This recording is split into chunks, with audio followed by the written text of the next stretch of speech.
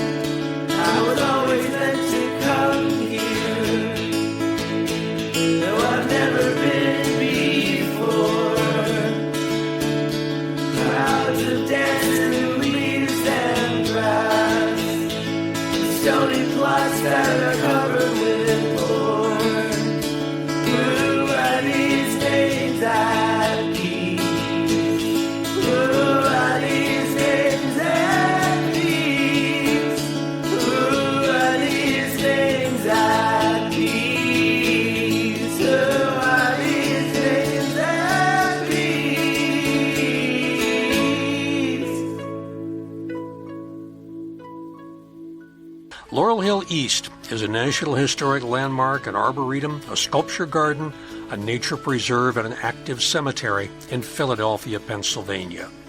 It opened in 1836 and remains a popular free visiting spot for tens of thousands of visitors every year. Its sister cemetery, Laurel Hill West, is located across the Schuylkill River in Bala Cynwyd. It was founded in 1869. It has a history and a population of its own.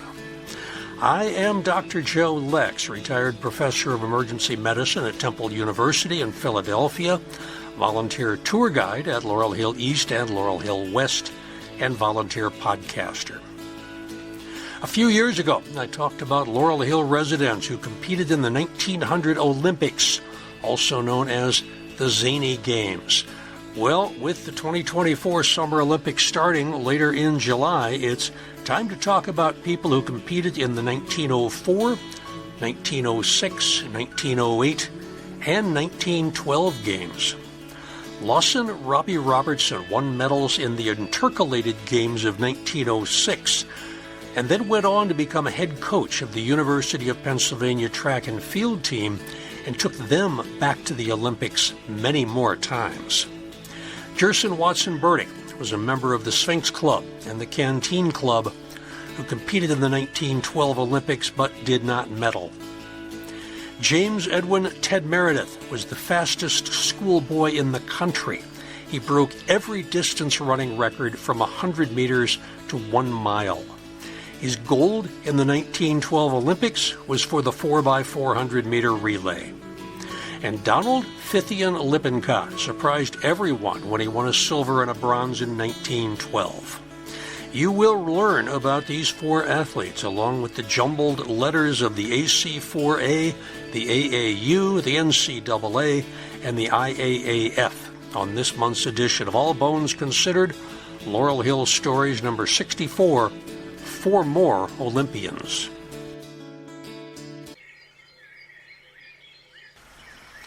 About 3 years ago, in All Bones Considered number 29, I talked about Laurel Hill residents who participated in the 1900 Olympics in Paris, the so-called Zany Games, also known as Olympiad II. Meredith Colquette of Laurel Hill East won a medal in the pole vault, while Laurel Hill West Bascom Johnson failed to compete because of a scheduling issue. Edward Bushnell and John Cregan excelled in middle and long-distance running, and rower James Juvenal took home a gold medal with the Vesper Boat Club of the Schuylkill Navy. Since Olympiad 33 opens in Paris in late July, I thought this might be a good time to talk about some more Laurel Hill Olympiads. Let's go back 120 years, 34-year cycles to Olympiad 3, which was conducted in, of all places, St. Louis, Missouri, the first time the Games had ever been outside of Europe. Originally, the Games were awarded to Chicago, 300 miles north of St. Louis, But the organizers of the Louisiana Purchase Exposition in St. Louis would not accept another international event in the same time frame, especially one that was just a day's travel away. In fact, they threatened to organize their own World Athletic Games with the IAAC, the precursor to the NCAA, if they didn't get their way. Their World Fair, which had been in the planning for years, ran from late April until December 1st, 1904, at a 1,200-acre site on the campus of Washington University. More than 1,500 buildings were constructed. They were connected by some 75 miles of roads and walkways. Now, since the buildings were temporary, many of them were built using plaster of Paris. The Palace of Agriculture alone covered some 20 acres.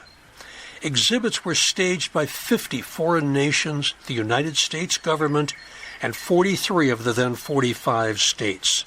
Nearly 20 million people attended to be truly impressed by exhibits which featured the wireless telephone, the teleautograph, which is essentially a fax machine, the X-ray machine, the infant incubator, the electric streetcar, and several early flying machines.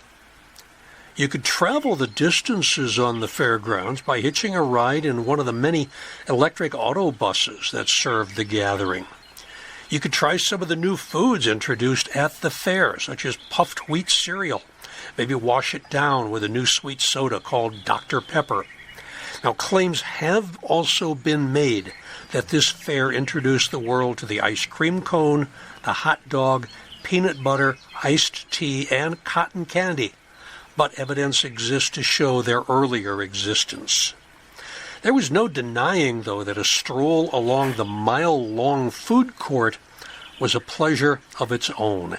As one historian said, quote, "You could breakfast in France, take a mid-morning snack in the Philippines, lunch in Italy, and dine in Japan," end quote. And then there was Anthropology Day. To the horror of our modern perspective, this 1904 exposition had hundreds and hundreds of human beings on display from various American colonies and other colonies around the world. A human zoo. There were more than 1,000 Filipinos exhibited. Many of them died during the fair. The Philippines had become an unincorporated territory of the United States in 1899, along with Guam and Puerto Rico, as part of the Spanish-American War Peace Treaty. Members of the Southeast Alaskan Tlingit tribe were on display with 14 totem poles, 2 native houses, and a canoe. Otabenga, a Congolese pygmy, was featured at the fair. The Japanese exhibit featured geisha-staffed exhibits. Athletes from the American Indian boarding schools were also displayed, although they at least got to play in a makeshift basketball tournament. The Fort Shaw Indian School girls basketball team beat all comers. If basketball had been an Olympic sport in 1904, there's a possibility the team would have been invited to compete. Anthropology Days was a 2-day contest among these so-called uncivilized tribes who were recruited from the World's Fair's human zoo exhibits, and they were encouraged to try their hand at Olympic sports. Patagonians and Pygmies and Filipinos and Sioux were all paid to participate in traditional Olympic events such as the long jump, archery, and the javelin throw, although javelin would not be an official event until 1906, as well as some specially made contests like the pole climb and mud throwing. This event was billed as a display of the tribesmen's natural athletic ability, but the participants received almost no instruction, and most of them performed quite poorly. Anthropology Day's organizer, James Sullivan, smugly concluded the events were proof that, quote, "the savage has been a very much overrated man from an athletic point of view," end quote. Others labeled them a demeaning and racist sideshow. For his part, Olympics founder Pierre de Coubertin called Anthropology Days, quote, "an outrageous charade," and he noted, Quote, how's this for predicting the future? It will, of course, lose its appeal when black men, red men, and yellow men learn to run, jump, and throw and leave the white men behind them. De Coubertin, by the way, did not even bother to attend these games. From the perspective of Americans, the St. Louis Exposition was a smashing success. But by swapping St. Louis for Chicago, the Olympic Committee had more or less condemned itself to being an international failure. St. Louis wasn't exactly a backwater community. In 1904, believe it or not, St. Louis was the fourth largest population in the United States, only after New York City, Philadelphia, and Chicago. But for European athletes, the idea of taking a week to cross the ocean only to face several days of travel to the middle of an unknown country was more than they even wanted to face. So when the games kicked off, only 12 countries had bothered to show up. U.S. athletes accounted for 523 of the 630 total athletes, 83%.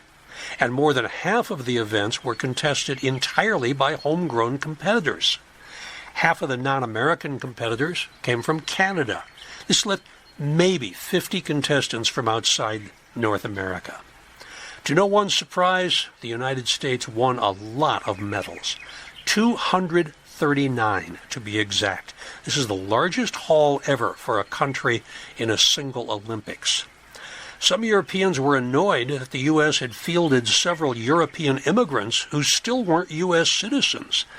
And the International Olympic Committee has officially changed the nationality of several medal winners years after the fact. Modern Olympiads typically last a little more than 2 weeks. This year they're going to run from 26 July to 11 August. The 1904 Games ran for a grueling 146 days. Guess what? That's not even the longest Olympics. While most of the track and field contests were conducted in a small time window from August 29th to September 3rd, that had been the originally scheduled dates for the Games. The rest of the events were sprinkled among several months of World's Fair sports showcases. There was a military athletic carnival, an Irish sports festival, the basketball tournament that I already mentioned. And to make matters worse, the fair's organizers used the umbrella term Olympic for all the athletic competitions. This later led to confusion about which sports were official events. A review would later conclude that the 1904 Games officially ran from July 1st to November 23rd and consisted of 94 events. Sports making their Olympic debut in 1904: boxing, dumbbells, catch wrestling, and decathlon. One of the most astonishing athletes to compete was a German-born American gymnast, George Iser. He was a St. Louis bookkeeper who had lost a leg years earlier when he was run over by a train. With a wooden prosthesis on his left above-knee stump, George Iser won 6 medals on the same day: 3 gold, 2 silver, 1 bronze, and a reminder, these are all in gymnastics. There was another German-born American athlete from St. Louis. His name was Frank Kugler. He thought he would just try everything. He wound up winning a silver in freestyle wrestling, a bronze in both weightlifting, two-hand lift, and all-around dumbbell, and then he joined the men's tug-of-war team, which captured a team bronze. That made Kugler the only person to win a medal in 3 different sports. Kugler did not achieve his U.S. citizenship until 1913. He died in 1950. 72 years after his death, in 2022, the International Olympic Committee that determines such things decided that Kugler was actually a German, and his medals should be added to the tally of that country. So, the United States lost a few medals with that decision. Olympiad 3 is also famous for one of the most outrageous marathons in Olympic history. The 24.85-mile race was in 90-degree weather on a dust-covered road. And if you have ever been to St. Louis in the summertime, you know how 90 degrees can feel. The inhospitable conditions forced 18 of the 32 competitors to withdraw with heat exhaustion. One runner suffered a stomach hemorrhage. He nearly bled to death before he received medical attention. Other competitors faced even weirder problems. There was a South African runner, Len Tao. He was chased off the course by a pack of wild dogs. Cuban runner Felix Carbajal stopped along the course to snack on some apples, only to be bowled over by stomach cramps. Carbajal, a mailman in Cuba, had raised his money to come to the States by demonstrating his running prowess throughout Cuba. And when he arrived in New Orleans, he lost all his money in a dice game. He had to walk and hitchhike from New Orleans to St. Louis. He was 5 feet tall. At the starting line, he was dressed in a white, long-sleeve shirt. Sleeves were too long, dark pants that dragged the ground, a beret, and a pair of street shoes. A fellow Olympian took pity on Felix. He found a pair of scissors, and he cut Carvajal's trousers at the knee. The marathon winner, American Thomas Hicks, spent the last 10 miles of competition in utter agony. Along the way, he was given several eggs, doses of strychnine as a stimulant. There were no rules against performance-enhancing drugs. And shots of brandy to keep him on his feet, but no water. No water. He was allowed to rinse his mouth with lukewarm distilled water when his misery was too much to bear. At the end, his assistants carried him over the finish line while his feet were moving back and forth, and he had a plodding final time of 3 hours, 28 minutes, and 53 seconds. That is far short of the longest marathon ever run, as you will find out later in the podcast. Many of the track and field events were dominated by Ray Urey, a Purdue graduate who specialized in what are now defunct events: the standing high jump, the standing long jump, and the standing triple jump. In other words, just like they sound, no running start. Ironically, Urey had contracted polio as a youth. He spent most of his childhood in a wheelchair. Now, from 1900 to 1908, Urey won 8 gold medals in those events which no longer exist. This was the record for 100 years and 23 days until Michael Phelps won his 8th medal in 2008 at Olympiad 19 in Beijing. Taking a bronze in the standing high jump was a tall, slender, 25-year-old Scottish-born American athlete named Lawson Robertson, whom everyone called Robbie. While the gold medalist Urey cleared 1.6 meters, or 5 feet 3 inches, Lawson settled for 1.44 meters, or 4.9 inches. That's a whopping 6-inch spread between first and third. As an aside, just consider that means that Ray Urey could have jumped over marathoner Felix Carbajal with 3 inches to spare. The standing high jump was Robbie's only medal in 1904. Now, about those Intercalated Games in 1906. They were meant to be a series of international Olympic Games halfway between what is now known as the Games of the Olympiad. They were always to be held in Athens, and they were to have equal status with the international games. They'd been proposed for 1902, but the Olympic Committee felt it did not have enough time to prepare, so they put it off until 1906. This offered Europeans an Olympic chance 2 years earlier than expected, as most European athletes had avoided the 1904 St. Louis festivities. The 1906 Games were not stretched out over several months, and they were not overshadowed by an international exposition like it occurred in Paris in 1900 and St. Louis in 1904. In 1906, there was an Olympic Village. There were opening ceremonies, closing ceremonies. Teams marched behind the flag of their country, and when a winner was presented with a medal, the flag of his country was flown in the background. Added to the program were the javelin throw, which Robbie had introduced to American track and field that year, and the pentathlon. The games ran from the 22nd of April to the 2nd of May, 1906. At the time, these were considered the second International Olympic Games in Athens.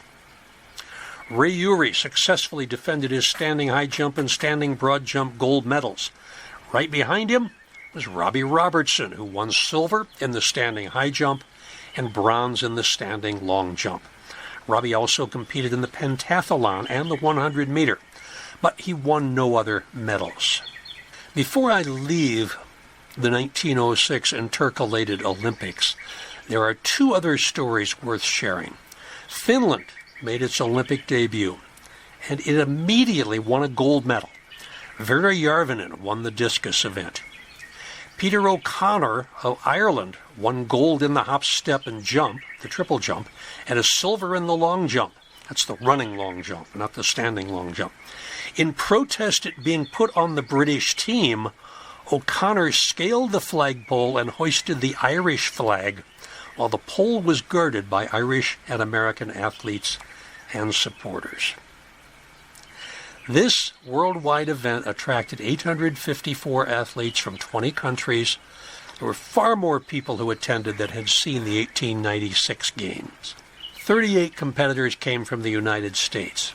It was better organized than the 1900 Paris Games. It had far more athletes than the 1904 Games in St. Louis. Despite this, the 1906 Athens Games are not now recognized as official Olympic Games. But Robbie Robertson was there, as he would be for every Olympic game from 1904 until his retirement in 1947. Lawton Robinson was born in Aberdeen, Scotland on 24 September 1883. He came to the United States when he was 9 years old. He grew up in Brooklyn, and he never participated in sports in high school. He took an interest after high school, and he won his first national title, 100-yard dash, in 1904, 3 years after he became interested in track and field. Now, there's no doubt that Robbie was an excellent athlete. In addition to the Olympic medals, he won the 300-yard indoor national in 1906, 7, and 8, and the 150 in 1907. After he competed in the 1904 and 1918 Olympic Games and the 1906 Intercalated Games, he found his true calling as a coach, starting with the winged fists. You're curious about the winged fists. Despite being a Scotsman, Robbie had joined the Irish American Athletic Club in 1903, and then he served as their coach from 1909 to 1916. This was a social club. It had been founded in 1898. It had built a state-of-the-art athletic facility on a plot of land called Laurel Hill on Long Island. As a logo, they adopted a winged fist adorned with American flags and shamrocks. They were called the Winged Fists. They took as their slogan, Liam Leider Abu, Irish Gaelic for a strong hand will be victorious. Most of the athlete members were police officers. During Robbie's 7 years as their coach, the Celts won every metropolitan, national, and Canadian championship that they entered. Because of their size, Robbie called his friends the Fat Whales. In the 1908 Olympics, whale Martin Sheridan won gold in the 16-pound shot put and the freestyle discus throw, silver in the standing high jump, standing long jump, and stone throw. Sheridan was one of the smaller whales. He was only 6'3", 196 pounds. Jim Mitchell was 6'2", 250 pounds. Con Walsh, 6'2", 260 pounds. Pat Ryan, 6'5", 296 pounds. And then there was the American shot put champion many times over, Pat McDonald, 6'4", 310 pounds. This is the group that Robbie would lead during 7 years as coach of their club. The 1908 Olympics, also known as Games of the Fourth Olympiad, were scheduled for Rome, Italy, which had been chosen over London, Berlin, and Milan, Italy. A violent eruption of Mount Vesuvius in April of 1906 claimed more than 100 lives and Italy's economy was shifted to the reconstruction of Naples. There were no funds available for the Olympics, and Rome dropped out. London now won the games. They ran for 187 days, from late April to the end of October. Track and field events would be in White City Stadium. This was a venue that had been quickly built. It could hold 93,000 spectators. The running track was 3 laps to a mile. There was a cycle track on the edge of the pitch, and there was a swimming and diving pool in the infield. No multiple venues here. Everybody was stuck at the White City Stadium. It was in 1908 that the distance of the marathon was established.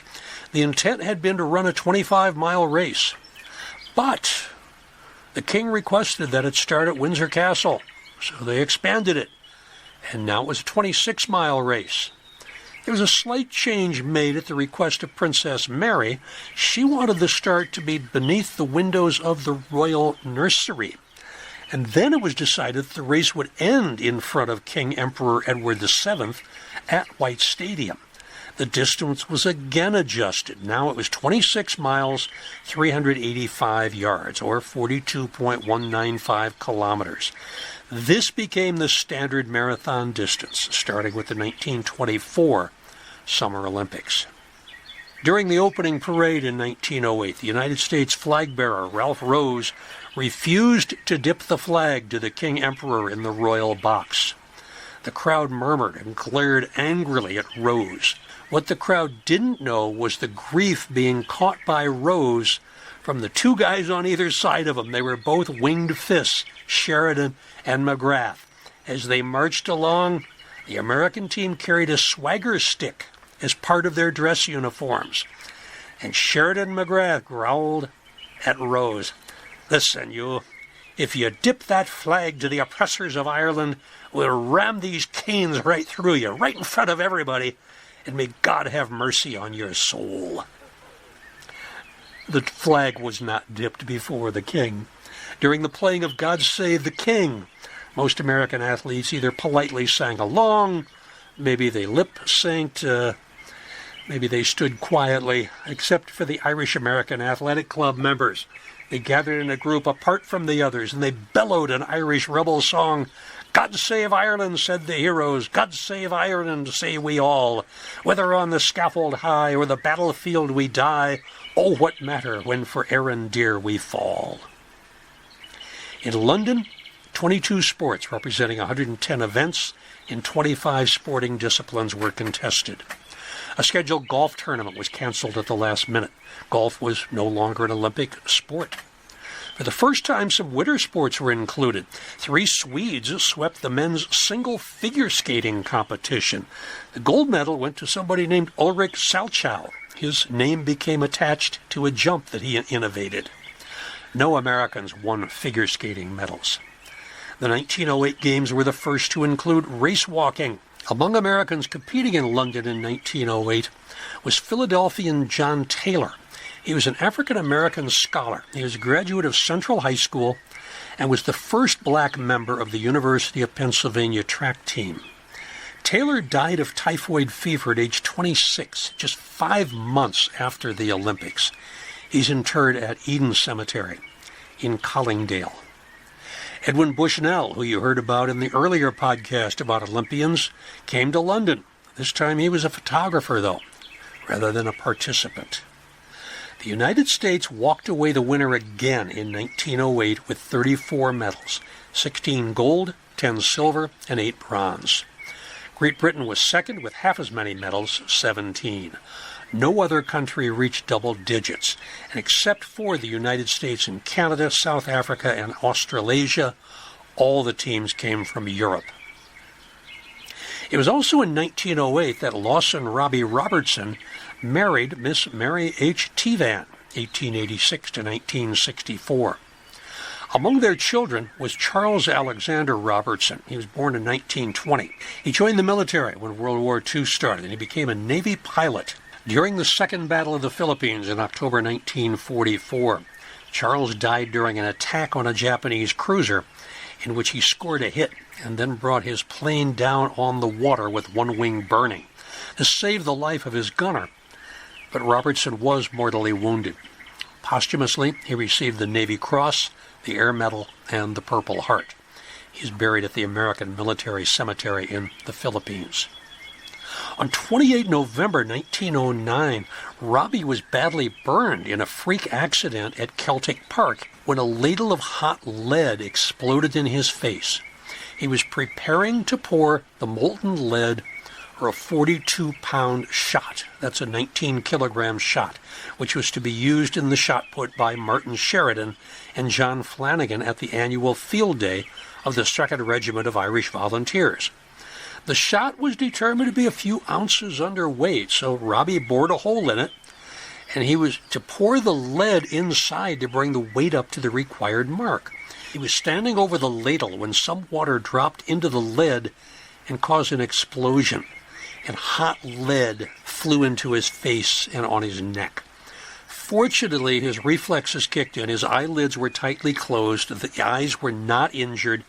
The flesh around his eyes and face was badly burned, and the lead burned his clothes. After Robertson was rushed to a doctor, the Irish whales of the Irish American Athletic Club proceeded with the competition, and Martin Sheridan set a world's record with that weight that had exploded on Robbie. He putted the shot 27 feet 1/2 inch, 8.24 meters, 3.5 inches further than the long-standing record of fellow Irishman James Mitchell. And I will tell you again, that was a 42-pound shot that he threw 27 feet. Lawson Robbie Roberts served briefly as a lieutenant in the Air Service, but I find no record of his time in the military. He took the job as coach of the University of Pennsylvania track team in 1916. He stayed for the next 31 years. And when he first started, he was watched closely. He was replacing the beloved Mike Murphy. Murphy had spent nearly 20 years driving Penn to superlatives despite being deaf. Murphy had also served as trainer for the United States Olympic teams of 1900, 1908, and 1912. In 1904, he'd been lured away by Yale, and the Penn team suffered for his loss. Mike fell ill in 1912 after the Olympics. The evening after Penn won its 1913 Intercollegiate Track and Field Championship, the members gathered around his bed to tell him about the victory. That night, Mike Murphy went into a coma, and he died 3 days later. Coach Murphy's son was George L. Murphy, became a well-known movie actor in the 1940s and 1950s before he switched gears to politics and became a Republican senator from California and had a song written about him by Tom Lehrer. After Robbie took over, Penn started winning almost immediately. As a capstone to his coaching career in track and field, Robbie served as the head coach for the American track and field team in 4 Olympics from 1924 to 1936, after he served as an assistant coach in 1912 and 1920. In 1936, the last year he was head coach, he coached the exceptional black Olympian Jesse Owens. But Robbie became embroiled in controversy when he made a last-minute decision to pull Sam Stoller and Marty Glickman, the only 2 Jews on the U.S. track team. This led to speculation that the U.S. Olympic chair Avery Brundage had ordered the move to avoid further embarrassment to Adolf Hitler should 2 American Jews win gold medals. Who did Robertson replace him with in the 100-meter relay? Well, 2 African Americans, Jesse Owens and Ralph Metcalf. The American foursome won the gold easily by 15 yards. Now, Robertson made it clear that he was not a supporter of the Hitler regime when he returned to America after the Olympics. In fact, he warned Americans that Germany's arms escalation could be a threat to America and the world. But the decision he made to pull the 2 Jewish athletes haunted the Olympic Committee for years. Marty Glickman, one of the 2 athletes, went on to be a broadcaster for the New York Knicks basketball games and football games of both the New York Giants and the New York Jets. Robertson retired from coaching in July 1947 due to declining health. He died in Philadelphia on 22 January 1951 after a 2-month illness, and he was buried in Laurel Hill West. His stone has a winged hourglass figure at the top, and in addition to his name and dates, it says, competitor, teacher, friend. His wife, Mary Helen, outlived him by 13 years. She's interred beside him. Sons George and Lawson Jr., a daughter Dorothy, and 3 sisters survived him. In 1953, a plaque in the name of Lawson Robbie Robertson was erected at Franklin Field at the University of Pennsylvania. Robbie is a member of the University of Pennsylvania Athletics Hall of Fame. He's also one of the few coaches who's been honored by being selected for the Helms Hall of Fame in Los Angeles. In 2016, there was a biographical sports film about Jesse Owens called Race. Stephen James played Owens. Jeremy Irons played Avery Brundage. Other cast members, Jason Sudeikis and William Hurt. Robertson was played by Scottish actor Tony Curran, who's appeared in dozens of movies and television shows.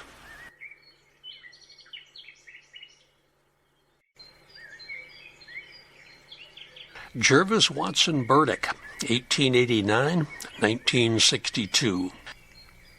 The Games of the 5th Olympiad, also known as the 1912 Summer Olympics, had been awarded to Sweden shortly after the 1908 Games in London had ended. There were 2 Swedish members of the International Olympic Committee, IOC, who fought for the Games, and they worked to compromise with the Germans to assure them that they would support the 1916 Olympics to be in Berlin. Of course, in 1916, Germany was at war with the Allies, and there were no Olympics. The official invitation to compete in the Games was issued to 27 countries on 18 November 1910, either directly or through their IOC representative. A further 15 countries were supposed to be invited, but they had no IOC representative, and the committee members were unsure how to proceed. The committee had to wait until it received confirmation of the athletic associations in those 15 countries before it could issue invitations. The international competition took place in Stockholm from July 6th through the 22nd. There were 2,406 competitors from 6 continents and 28 nations. 2,359 men, 47 women, competing in 102 events in 14 sports. Sweden arranged for free transport for the invited nations' equipment and a discount of 50% on Swedish-owned railways for delegates and competitors. The athletes were greeted at the opening ceremonies by the King, Gustav V, and the Swedish royal family. They marched into the stadium under their country's flag in alphabetical order, using the Swedish alphabet, of course. First-time participants in 1912, Egypt, Iceland, Portugal, Serbia, and Japan. And for the last time, individuals were allowed to register and compete as individuals.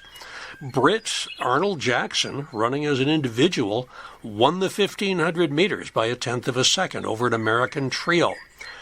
Britain got credit for his medal despite his not being on the team. The Swedish delegation had proposed a simple schedule containing only pure athletics, swimming, gymnastics, and wrestling. Boxing competition was removed as tasteless and unappealing. Other countries started pushing the Swedes to add their particular pet sport, and by the time of the competitions, they had added the tug of war, cycling, fencing, football, horse riding, lawn tennis, rowing, shooting, skating, and yacht racing. Fencing foil competition had been a demonstration sport in 1908. Now it was a full-fledged competition with 2 Italians and an Austrian capturing the medals. For the first time, the competition was not confined to a single venue. 12 different venues were used. A fully automatic timing system involving electromagnets and chronometers, so the firing of the starter gun automatically started the clock. timings were in 1/10 of a second. Accurate timing to 100th of a second didn't come along until 1972. The final run of the 100 meters ended up with 6 athletes, only one of whom was not from the United States. It suffered from 7 false starts before the runners finally got underway. Ralph Craig of Michigan took the gold by 60 centimeters, but Philadelphian Donald Lippincott took a bronze. More about him later. The pentathlon and newly created decathlon were both won by 25-year-old American Jim Thorpe, whose coach from the Carlisle Indian School, Pop Warner, paid his own way to the games. Thorpe's gold medals were stripped away the next year after the IOC found that Thorpe had been given expense money for playing baseball. The medals were restored in 1982, 30 years after Thorpe died. In 2022, 110 years after the fact, the IOC declared Jim Thorpe as the sole winner of the pentathlon and the decathlon. Then there was the modern pentathlon. This was introduced: shooting, swimming, equestrian, fencing, and cross-country. The American competitor was 27-year-old recent West Point graduate, Second Lieutenant George Smith Patton, Jr. Yes, that George Patton. He used his own Colt revolver in the shooting segment, but he did not medal. He finished 5th behind 4 Swedes. Patton's great-great-great-grandfather, Hugh Mercer, is interred at Laurel Hill East. Competitors did not bring their own horses for equestrian events in the modern pentathlon. The mounts were assigned 20 minutes before the competition, which gave riders only a very brief time to familiarize themselves with their equine partners. Another American hero came up from the territory of Hawaii. Duke Kahanamoku won gold in the 100-meter freestyle swim. Women's swimming was introduced, but the United States did not field a team. A Japanese marathon runner named Shizo Kanakuri went missing during the race. He passed out with heat stroke. Temperatures were in the 90s, again, just like they'd been in St. Louis. There was a farming family who found him beside the road. They helped get him to a party that was taking place on the marathon route. There he quenched his thirst, he rested up, he caught a train to Stockholm and returned to Japan. He did not notify the Olympic authorities. They not only didn't take his name off the roster, they reported him to missing persons. Sweden finally caught up with him more than 50 years later, and they invited him back. The 75-year-old geography teacher with 6 children and 10 grandchildren took up the challenge. And on 20 March 1967, Shizo Kanakuri finished the marathon. His official time, 54 years, 246 days, 5 hours, 32 minutes, 20.3 seconds. No, I am not making this up. You can look that up. There were several demonstration sports, including park, that's with an umlaut. It's a type of tennis with 7 on a side. The United States assembled a group of baseball players from the athletes that were attending the games, and even this hodgepodge group beat a team of Swedish ball players. The game was umpired by George Wright, later Hall of Famer, kid brother of Harry Wright, who's interred at Laurel Hill West. Harry is also in the Hall of Fame. That makes the Wrights one of 2 sets of brothers in the Hall of Fame, along with the Pirates players, Lloyd and Paul Wainer. 3 more American athletes who competed in Stockholm ended up at Laurel Hill West: Jervis Watson Burdick, Donald Lippincott, and James Edwin Ted Meredith. Jervis Watson Burdick was born in 1889 in Philadelphia to James Reed Burdick and Emma J. Watson Burdick. They are interred in New York. I find little about his childhood. I discovered he was captain of the football team in 1907-08 for the William Penn Charter School. In 1910, 1911, and 1912, Jervis won outright or tied for first place in the IC4A high jump competition. He had leaps up to 1.85 meters, right at 6 feet. This, of course, was years before such innovations as the Fosbury flop, which was introduced in 1968. Javier Sotomayor of Cuba is the current world record holder with a jump of 2.45 meters, 8 feet 1/4 inch. He set that in 1993, 2 feet higher than what they were jumping in 1912. I have now mentioned the IC4A a couple of times. The oldest collegiate athletic body in the United States is the Rowing Association of American Colleges, formed in 1871. The University of Pennsylvania was an early member, as it was of the Intercollegiate Association of Amateur Athletes of America, or the IC4A. Penn joined the group during its inception year of 1876, which was also the nation's centennial year. At the IC4A's annual field meeting, member schools would compete in events such as the 100-yard dash, 1-mile run, hurdles, high jump, bicycle race, hammer throw, and more. These were nicknamed the Mott Haven Games, after the locale where they were held in the Bronx. The competition was dominated in early years by Harvard and Yale. The Quakers did not join their first intercollegiate track championship until 1897. Once they did, however, the dam was broken and the team went on to win 3 consecutive titles. The IC4A is still around, by the way. It has annual competitions which involve mostly East Coast teams. And there's the Penn Relays. The Penn Relays are the largest track and field competition in the United States.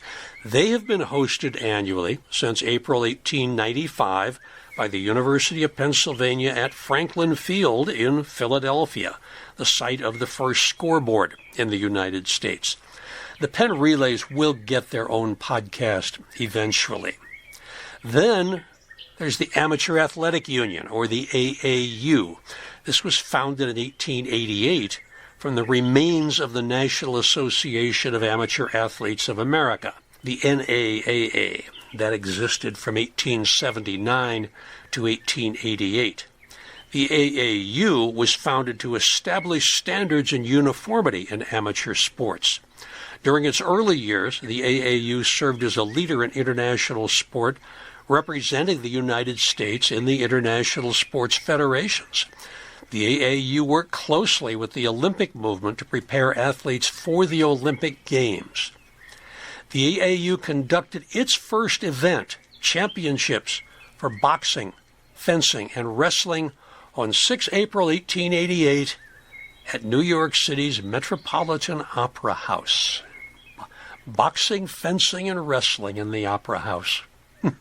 The Open USA Outdoor Track and Field Championships were organized by the AAU between 1888 and 1978. In 1923, the AAU sponsored the first American Track and Field Championships for women. For a couple of years in the 19-teens, their president was Philadelphia engineer George Franklin Pauling, 1879-1954. He's the man who designed the Market Street Elevated Railway from 1903 to 1905. Now, if you take the Market Street line west to 63rd Street, you get above ground, you're going to pass the site of the old Philadelphia Arena, which was built by Pauling in 1920. It's located at 4530 Market Street, originally named the Philadelphia Ice Palace and Auditorium. It's next door to the old WFIL TV studio that used to broadcast American Bandstand. The Philadelphia Arena was initially used during the 1920-21 season as home ice for hockey games played by Yale, Princeton, and Penn. This is before Princeton had their own Baker Bowl, named after Hobie Baker, who's buried at Laurel Hill West. I will do a podcast on Pauling and his son eventually, but I wanted to toss in just one more tidbit. You ready for this? On the Mothers of Invention album, Weasels Ripped My Flesh, The song Did You Get Any On Ya was recorded at the Philadelphia Arena on 2 March 1969. Pauling's remains are interred in the Sanctuary of Remembrance at Laurel Hill West. Okay, make it 2 tidbits. I took a recent tour at Laurel Hill East in Philadelphia. One of the other tour attendees worked for SEPTA, Southeastern Pennsylvania Transit Authority. That's the umbrella organization of several mass transit organizations which came together in the 1960s. Now, if you're local, you know the Market Street line, designed by Pauling, is the primary and the fastest east-west route through town, both above and below ground. The Broad Street line is all below ground. It is the main north-south route. It ends at the sports complex in South Philadelphia. They were originally 2 different lines owned by 2 different companies, and they were built independently in different gauges. Thus, the cars from the Market Street line cannot run on the rails of the Broad Street line, and vice versa. All right, back to sports. In addition to the IC4A and the AAU, there's the National Collegiate Athletic Association, or the NCAA. This dates its formation to 2 White House conferences convened by President Theodore Roosevelt in the early 20th century in response to repeated injuries and deaths in college football. This had prompted many colleges and universities to discontinue the sport. Following those White House meetings and the reforms which had resulted, Chancellor Henry McCracken of New York University organized a meeting of 13 colleges and universities to initiate changes in football playing rules. At a follow-up meeting in December 1905 in New York, 62 higher education institutions became charter members of the Intercollegiate Athletic Association of the United States, the IAAUS, officially established on 31 March 1906. It took its present name, the NCAA, in 1910. For several years, the NCAA was nothing more than a discussion group and a rules-making body. But in 1921, the first NCAA National Championship was conducted, the National Collegiate Track and Field Championships. Gradually, more rules committees were formed, more championships were created, including a basketball championship in 1939. Finally, one more group for you, World Athletics, formerly known as the International Amateur Athletic Federation and the International Association of Athletics Federations, the IAAF. This is the international governing body for the sport of athletics, covering track and field, cross-country running, road running, race walking, mountain running, and ultra running. Included in its range is the standardization of rules and regulations for the sports, certification of athletic facilities, recognition and management of world records, and the organization and sanctioning of athletic competitions, including the World Athletics Championships. This organization was founded in Stockholm on 18 July 1912, just after the completion of the 1912 Summer Olympics.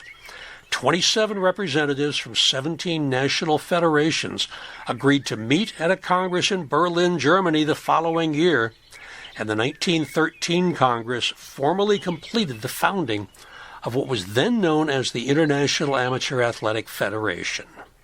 It was headquartered in Stockholm from 1912 to 46, in London from 1946 to 1993, and since then it has been in its current location of Monaco. The University of Pennsylvania has been a member of the NCAA since the beginning. Columbia and Harvard joined in 1909, Princeton in 1913, Yale in 1915, Cornell followed in 1920. Brown, the final member of what would later become the Ivy League, didn't join the NCAA until 1929. Now, that term Ivy League, that's been around since 1933. It became official only in 1954, following the formation of the Ivy League Athletic Conference. All the Ivies except Cornell were founded during the colonial period and therefore make up 7 of the 9 colonial college. Cornell was a land-grant university founded in 1865. If you want to learn more about land-grant universities, check out Biographical Bites from Ballot number 33 about pioneering educator Abram Weingard Harris. The other 2 colonial colleges, Queens College, which is now Rutgers University, and the College of William and Mary, became public institutions. Olympian Jervis Watson Burdick did not win a medal in Stockholm. He was one of 37 high jumpers from 10 nations who competed on the 7th and 8th of July. The Americans by far had the best team. In the qualifying round, 11 people tied for first place by clearing 1.83 meters. 6 of them were from the United States, including Jim Thorpe. Jervis Burdick was alone in second place, but he was 12th overall because of the 11-way tie for first. He cleared his usual 1.8 meters. It was not enough to move on to the finals. The finals were won by Alma Richards, the first Mormon to compete in the Olympics. He had a leap of 1.93 meters, or 6 feet 4 inches, an Olympic record. German athlete Hans Liesche took the silver medal for Germany, and Californian George Horine grabbed the bronze.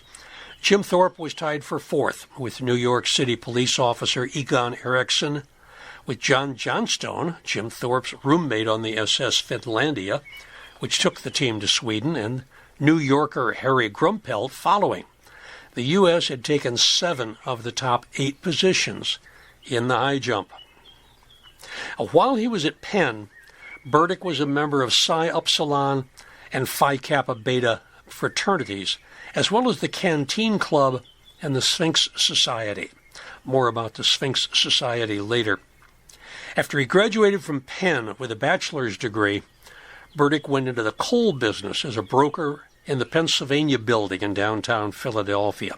And he worked in that business for 35 years. I scoured the newspapers from the first half of the 20th century for more information on Jervis Burdick, and I found nothing but a wedding announcement in 1917 to Marjorie Fitch Obertufer McConnell, 6 years his senior, who had divorced Newland McConnell the prior year. They had 3 children together: Jervis Watson Burdick Jr., 1918 to 1999. He's interred in Massachusetts.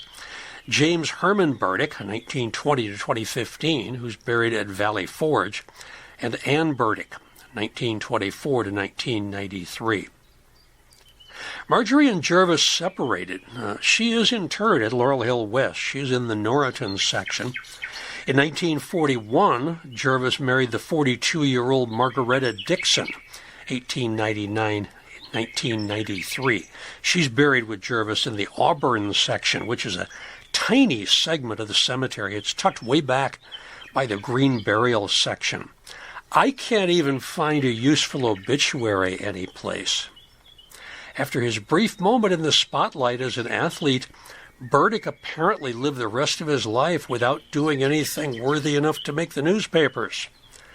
But at least you got a chance to hear about the IC4A, the AAU, NCAA, the IAAF, and the Ivy League. Got a fairly full schedule for tours in July, both at Laurel Hill East and Laurel Hill West. If you've been putting off visiting the cemetery, come on and do so. It doesn't cost that much to go on a tour, and you will learn a lot. You will have some fun. We'll try to talk you into becoming a member of the Friends of Laurel Hill Cemetery. That way you can get discounts. I mean, when you're like me and you go on 4 or 5 tours a month, it helps if you can get a few bucks off. There's really no tours early in July, not until the 13th, and then they all kind of crumble in together the last few weeks of the month. On Saturday, July 13th, 10 a.m., there's a Hot Spots tour at Laurel Hill East with Linda Blowney. The next day, 10 a.m., Sunday, July 14th. I'm looking forward to this one. Peter Howell is giving a talk called Call in the Cavalry that is about the 1st City Troop. And I've had a lot of loose ends with the 1st City Troops over the years. It's going to be good to actually go on a tour, learn more about them. Their museum, by the way, is one of the hidden treasures of the city. If you ever get a chance to see the 1st City Troop Museum, it's in their castle on 22nd Street. You know how to get to the 1st City Troop Armory, right? You take the Vine Street Expressway, you get off at 22nd? Anyway, you head south, it's the first castle on the right. Tour, July 20th, 3 p.m., Nurture with Nature. This is a Saturday. It's an edible weeds tour. That ought to be fun. Bring your salt shaker and your pepper shaker. Bring a knife and a fork and dig into some weeds. There's a Hot Spots tour on Friday the 26th at 10 a.m. with Alex Smallberger as your guide. And that night, Friday the 26th, 7 p.m., Cinema in the Cemetery. Vampire's Kiss. Next day, Saturday, 10 a.m., Sacred Spaces and Storied Places, introductory tour at Laurel Hill West with Pat Rose. That is the 27th. And then on the 28th, I'm giving a tour. It's a new one. It's Sunday morning at 10 o'clock. We try to avoid a lot of the heat of the day. It is not, unlike the sports tour, where we must have walked 3 miles around that cemetery. This is a very limited space, or a very limited area. Now, it's not wheelchair friendly, because we do go off. We're in the grass a lot. But we're going to stick in the summit section. The summit section is that area right behind the conservatory. And that's all the walking we're going to do is in the summit section. And I will tell you about one. I'm trying to narrow it down. I'll be honest with you. I've got about 25 people to choose from. And I've got to talk about the Strawbridges and the Clothiers. And I've got to talk about the Drinkers and Cecilia Bow. And so on. I've got to talk about this. I've got to talk about that. It's supposed to be a 1.5 hour tour. So show up on Sunday morning, July 28th at 10 a.m. and see if I can pull it in 90 minutes as we walk around the summit section. Okay, let's get back to the second half of the podcast. James Edwin Ted Meredith, 1891-1957.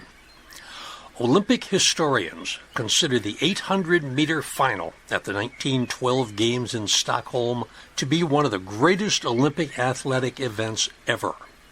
It was the 5th Olympiad in which the race was run, making it one of only 12 athletic events to have been at every Summer Olympics. The competition ran Saturday, 6 July, round 1, Sunday, 7 July, semifinals, and Monday, 8 July, finals. Typically, the 800-meter is run over 2 laps of an outdoor 400-meter track or 4 laps on a 200-meter indoor track. The event was derived from the imperial measurement of a half mile, 880 yards. 800 meters is 4.67 meters less than 880 yards. Some competitions allow people to run a few feet further and log a time for the half mile. The stadium track in Stockholm was odd. It was a third of a mile in diameter. The track was 536.45 meters. 47 runners from 16 nations competed. All 3 medalists from 1908 returned. Olympic champion Mel Sheppard from the United States, silver medalist Emilio Lunghi from Italy, and bronze medalist Hans Braun from Germany. At the time of the Games, Mel Sheppard was both world record holder and Olympic record holder, both with times of 1 minute 52.8 seconds. All 3 medal winners from 1908 made it through the first round of heats on Saturday, but silver winner Lunghi got knocked out in the Sunday semifinals. 8 runners qualified for the finals on Monday, 6 Americans, Canadian Mel Brock, and the German bronze winner from 1908, Hans Braun. As world record holder, Sheppard was favored, although University of Chicago runner Ira Davenport was also being noticed. The youngest of the 8 finalists was a 20-year-old Ted Meredith, who'd acquired the nickname the Mercersburg Schoolboy.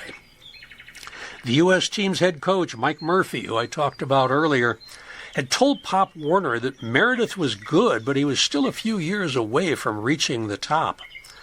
But then Meredith startled everybody in his semifinal heat by beating the 1908 medal winners, Braun and Shepard.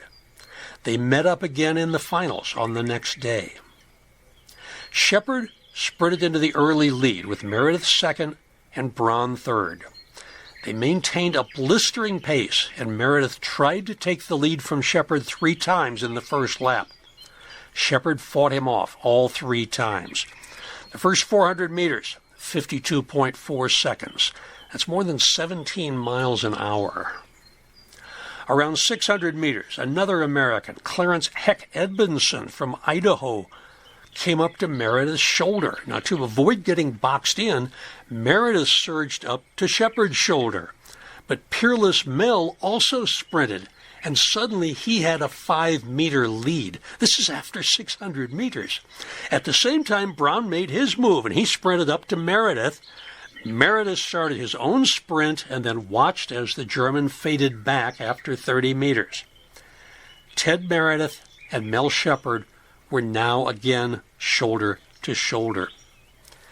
Ted Meredith later said this is when he decided he could win the race, so the two battled each other to the finish line, while Ira Davenport stealthily came up behind both of them. Ted Meredith won with a new world record of 1:51.9.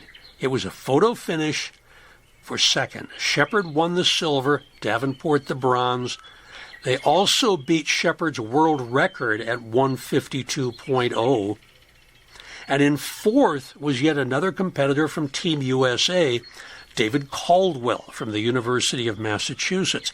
He tied the world record, but he did not earn a medal. Canadian Mel Brock was fifth. Braun had faded to sixth. Later in the games, Meredith ran the second leg on a world record-setting 4x400 meter relay team, 3 minutes 16.6 seconds, along with Mel Shepard, Iowan Edward Lindbergh, and Charles Reedpath from Buffalo, New York.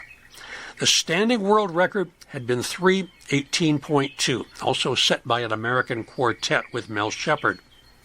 For this competition, the semifinals were on Sunday, 14th of July, same as the 800-meter semifinals, and the finals were on Monday, the 15th. It means this would be Shepard's 9th race at Stockholm and Meredith's 8th race. France was more than 4 seconds behind for the silver. Great Britain was more than 6 seconds behind the winning Americans. Hans Braun and his German teammates were eliminated in the semifinals by Team USA. Braun went on to be killed in the Great War while serving as a fighter pilot near Ain, France. James Edwin Ted Meredith was just 20 years old at the Stockholm Games. He'd been born in Chester Heights, then part of Aston Township, Delaware County, Pennsylvania, near Philadelphia. Born on the 14th of November, 1891. His parents were Mary Ann Leahy Meredith and James Hawkswell Meredith. His mother was the daughter of immigrants who escaped the potato famine in Ireland. His father was from a well-established farming family. Ted was the fourth in a family of 7 children, including his younger brother George and 5 sisters. The Merediths could trace their roots to Wales. The Meredith family later moved to a red brick house on a 60-acre farm near Elwyn in Middletown Township, at the site of the old Delaware County Fairgrounds. There they trained horses and raised family crops. Ted and his siblings performed the normal chores required in a farm family, and the Fairgrounds horse track provided a venue for training runners, as well as the horses. Ted used a local trolley. He attended Media High School, located a few miles away in Media, the seat of Delaware County. In 1907, he was 15 years old. He was part of media's mile relay entry at the University of Pennsylvania Relay Race Carnival. That is what we now call the Penn Relays at Franklin Field. Media finished second to Camden, New Jersey High's time of 3 minutes 53.8 seconds in a field of major schools. Meredith then enrolled at the nearby Williamson Free School to learn the trade of bricklaying. He stayed there for 3 years, from April 1908 until April 1911. The Williamson Free School of Mechanical Trades is a private vocational college founded near Edwin, Pennsylvania, by wealthy philanthropist Isaiah Van Zandt Williamson. The original campus was designed by Frank Furness. Since 2015, it's officially the Williamson College of the Trades. But more than a century earlier, in 1909, with Ted at anchor, Williamson won the mile relay at nearby Chester. Williamson, again with Ted the Star, did well at the Atlantic Shore community of Ocean City. At the Penn Relays in Philadelphia, Williamson captured 4 cups. In mid-May, at the Middle States Interscholastic Championships at Penn, he finished third in the 440. At the Westchester Normal School meet, Meredith won the 220-yard dash. In June, running for the Aquinas Athletic Club at the Middle Atlantic AAU meeting, held at a facility called the Orchard in Essington. It's really not far from the present site of Philadelphia International Airport. He finished third in the 440. Now, that was the meet where Jim Thorpe won both hurdle events and 5 field events. Now, one of Ted's early running experiences came in the spring of 1909. It was a dash back to Williamson with a friend after they left a party in Media. If the two were not back at Williamson by 10 p.m., they would lose all privileges for 30 days. As part of the run back, they had to cross a long, high, single-track railroad trestle in the dark. They left the party at 9:44 p.m., and it was almost 3 miles to Williamson. They reached the gate just as it was closing at 10 p.m. He should have gotten a medal for that, too. It was in the 1910 track season that Ted Meredith discovered he had genuine running ability. That year at the Penn Relays, Williamson, with Meredith running anchor, won its heat in 3:38, a record for the school. Then, at a meet at Franklin and Marshall College in Lancaster, Pennsylvania in May, Meredith won both the 220 and the 440-yard dashes. At the nearby Glen Mills School the following week, he won the 440, and his relay team finished first.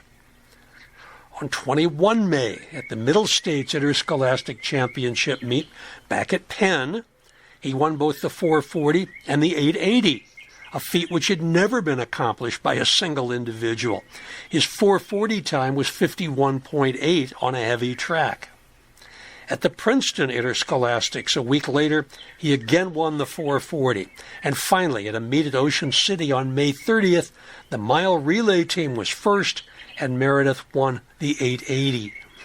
In June of 1910, at the traditional interclass meet at Williamson, he won every running event from 100 yards up to 1 mile, and he anchored his class to victory in both the half-mile and the mile relays. Ted Meredith was a running machine. Back on the football gridiron in the fall of 1910, Williamson, the equivalent of a community college, played a schedule that was dotted with college opposition. Against Franklin and Marshall College in the opening game, Ted intercepted a pass behind his own goal line, and on a field that was then 110 yards long, ran 115 yards for a touchdown. Williamson lost, but Ted Meredith was the campus hero. Williamson went on to scoreless ties with Delaware College, Muhlenberg College, and Bethlehem Prep. They beat both Villanova Prep and Pennsylvania Military College. In a sport that required 11 men on the field, Williamson's squad never exceeded 13. Oh, they also never had a coach. The players were self-taught. They had no official time to practice, so they went through their drills after dinner in semi-darkness using a football they'd painted white. Meredith graduated from Williamson in April 1911 with his major in bricklaying completed. He then competed. I love saying that. He went to school for 3 years and had a major in bricklaying. That's wonderful.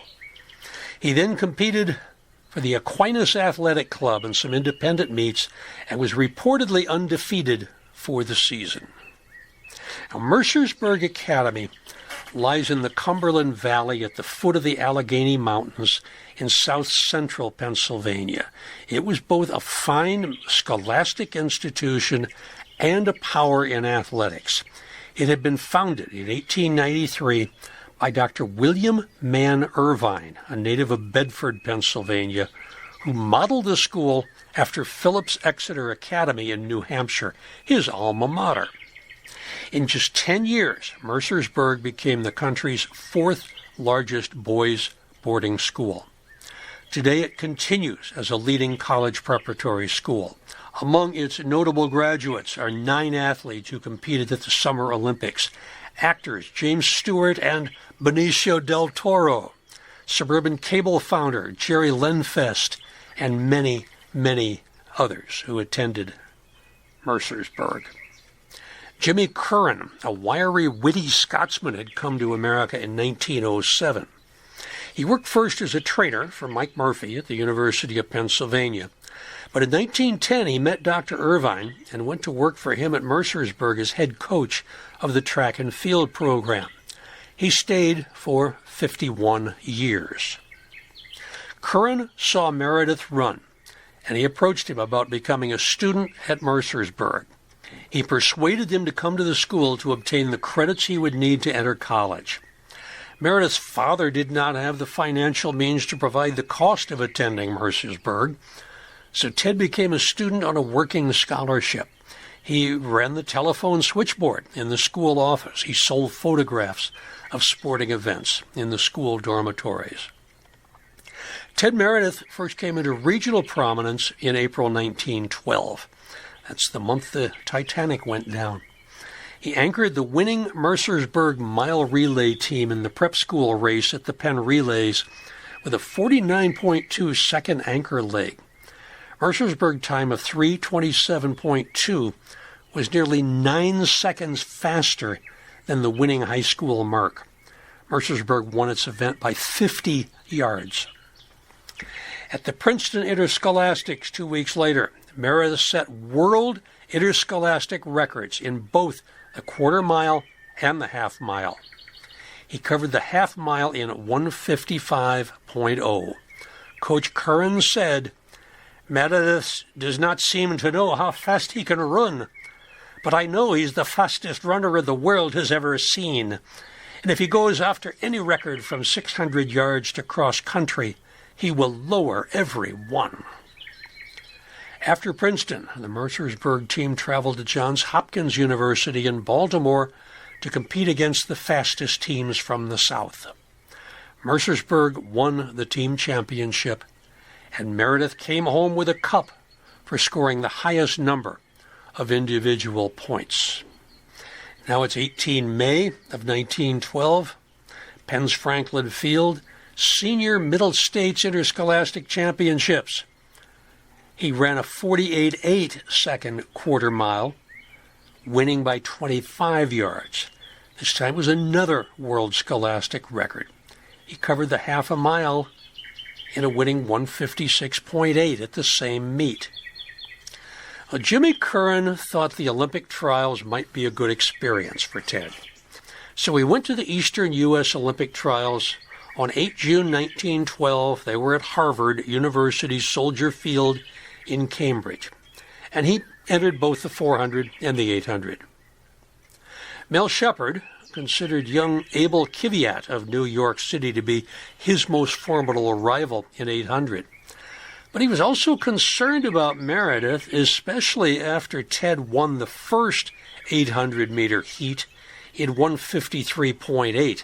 That was the same time as Shepard's win in the second heat. Meredith then finished third behind Shepard in the final, which was run just 2.5 hours later. The entire meet was conducted in one afternoon. Apparently, there was some discussion of not taking Meredith to Stockholm because of his youth, but he was made part of the USA entry in both the 800-meter and the 400-meter. And the team traveled to Sweden on the USS Finland. They used the vessel as its hotel during the games. Ted Meredith was 5 feet 9.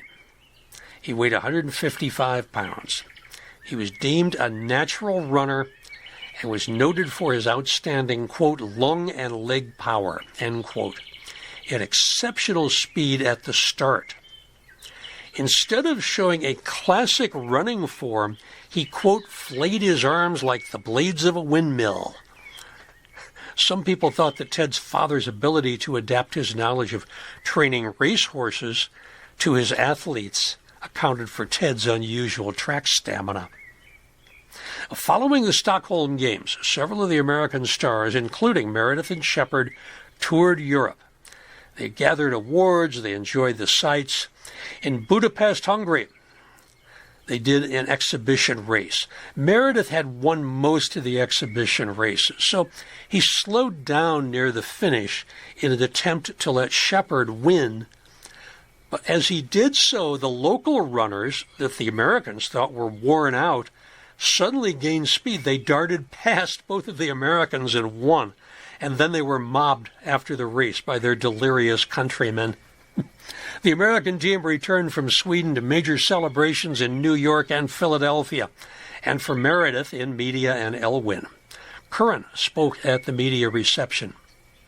Ted Meredith, after winning 2 medals at the Olympics and being acknowledged as the fastest schoolboy alive, was now ready for the University of Pennsylvania. George Orton, who was the 2,500-meter steeplechase winner at Paris in 1900, the zany games, was the Penn coach at this time. As a freshman in the winter of 1913, Meredith won an indoor quarter mile in Brooklyn, New York, beating T.J. Halpin, Mel Shepard, and Alva Meyer, who had won the silver medal in the 100 meters in Stockholm. In April at the Penn Relays, he was a member of the Penn team that won the freshman mile relay championship. And in December, he was named to the All-America College team, along with several Penn teammates. Meredith was sophomore at Penn in the 1914 season. In May, he won the IC4A 440 championship in 48.4. He won the national AAU title in 50.2, running for the Meadowbrook Club, which was sponsored by merchant John Wanamaker. And in September, he was one of only 4 college men to be named to the All-America team. Between his sophomore and junior years, Ted met his future bride, Tilly Bassett, and they started dating. Tilly was daughter of a well-to-do merchant family from West Philadelphia. She was tall, very attractive, bright, and vivacious. Her family also had Welsh roots. It was around this time that Ted's family left the Delaware County farm and moved to South 54th Street in West Philadelphia, and the Great War began in Europe. His father continued as a successful coach of athletics at West Catholic High School in Philadelphia. Now a Penn junior, in February 1915, Ted set a new world record for 500 yards at the New York Athletic Club indoor games, clocking 59.8. In April, at the Penn Relays, Meredith's Penn team set a new world record for the mile relay, beating Harvard and its star Bill Bingham by 5 yards in 3 minutes 18 seconds. Kaufman and Delta Kappa Epsilon fraternity brothers Joe Lockwood and Don Lippincott preceded Meredith, the anchor man. More about Lippincott later in the podcast. In May, Ted ran the fastest quarter mile ever in Canada. And later that month at Franklin Field, he set new IC4A intercollegiate records of 48 seconds for the quarter mile and 1:54.6 for the half mile. In September, at the National AAU meet at the Pan Pacific Exposition Grounds in San Francisco, and again running for Meadowbrook, he dashed to 47 seconds flat time on a straight course. There was, however, a reported following wind. As a senior in February 1916 in the Meadowbrook Games in Philadelphia's Convention Hall, Meredith ran 3 great races in 90 minutes. He covered the 440 in 49.8, the 600 in 113.8, and then he ran a leg on the mile relay in 51 seconds flat. In New York at Madison Square Garden, he set a record for the 500 yards, 60.6 seconds. In March, he ran a record 1 minute 20.6 in a 660-yard match race at Celtic Park in Philadelphia, running for Meadowbrook. In April, Penn Relays, 20,000 people there. They marveled at the great mile relay duel between Harvard and Penn's defending champions and the world record holders. Kaufman, Lockwood, and Lippincott had completed their Penn careers. Penn was in last place, trailing by an estimated 50 yards, when Meredith got the baton. Everyone in Franklin Field became hysterical with excitement as Ted went after the leaders, 50 yards ahead. At the clock on Waitman Hall on the first turn, he passed Wisconsin. He gained yard by yard on the Harvard anchor Westmore Wilcox, finally making up 20 yards. But the initial margin was far too much. Harvard won in 3:19, but the world record still belonged to Penn. Meredith's anchor has been estimated at somewhere between 45 plus and 46 plus seconds, an unheard of time in those days. In May, he scored a 100, 220, 440 triple victory against Dartmouth, and running for Penn for the last time at Franklin Field in a dual meet with Cornell University, he lowered his world record for 880 yards to 1 minute 52.2 seconds. Later in May at the IC4A Intercollegiates at Harvard Soldier Field, Standard and California brought strong teams, but Meredith won the 440 in a world record 47.4 and the 880 in 1:53. Both were intercollegiate records. The interval between the two events was 2 hours. Ted credited Harvard's Wilcox for pushing him to the 440 record and Harvard's Bingham for doing the same in the 880. Now, Meredith had a distinguished college career at Penn well beyond his accomplishments on the track. He received a Bachelor of Science degree in economics at his June 1916 graduation. He'd been captain of the varsity track team. He'd been elected to membership in the Phi Kappa Beta Junior Society and the Sphinx Senior Society. He was vice president of his class as a junior. As a graduating senior, Ted was also honored as Spade Man, one of the 4 most popular men in his class. He received a small silver spade. The cancellation of the 1916 Berlin Games prevented Meredith and many other worthy athletes from competing for Olympic glory. Ted was probably in his prime. He might have achieved the 400-800 double, something that was not accomplished until Alberto Guantareno of Cuba won both at Montreal in 1976. Ted Meredith held the world 800-meter and 880-yard records from 1912 to 1926, when Dr. Otto Pelzer of Germany lowered the marks to 151.6. Ted held the 400-meter record until 1928, when Emerson Bud Spencer of Stanford University ran 47 seconds flat.